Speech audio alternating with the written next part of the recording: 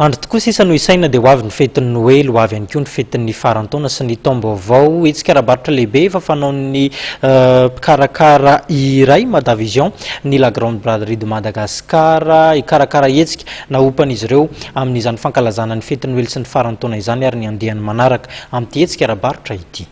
Mpandray anjara manodidina 800 hitazona trano eva 500 no hita mandritra ny andiany farany amin'ity taona 2024 ity amin'ilay etsika La Grande Braderie de Madagascar izay karakarainy Madavision etsy amin'ny lapan'ny fanatanjahantena sy ny kolontsaina etsy Mahamasina 7-20 Desembre izao.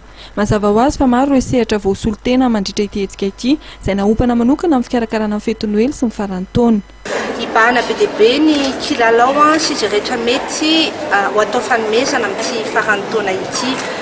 Eo amin'ny lafin'ny fikarakarana moa dia efa vonona izay mpikarakara na eo amin'ny lafin'ny fandriampahalemana na koa eo amin'ny ara-teknika rehetra. Ny hoanay mpikarakara sy mpandray anjara rehetra dia raha manao jery totika dia enjana tokoa ny diavana tamin'ity taona ity satria tena hita fa nidina ambany dia ambany tokoa ny fa efa mividin'ny mpiatsena. Anefa manantena izahay fa amin'izao farantaona izao dia isafidin'ny Grande Braderie izy ireo hanao an'ny tsena ho fanomanana an'izany fety izany. Ny Banque Microcrédit Madagascar no mpanohana ofisialy ny Grande Braderie de Madagascar. Manana tolotra manokana natokana ho amin'ny fety ihany koa izy ireo. Toy ny mahazatra dia misy ny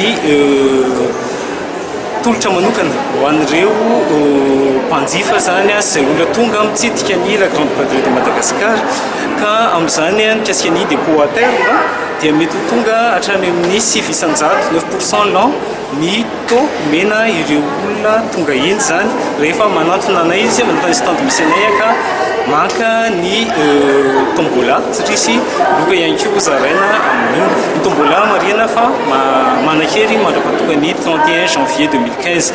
Maro ireo mpandray anjara vaovao natevin-daharana ireo efatranainy mandritra ny La Grande Braderie de Madagascar.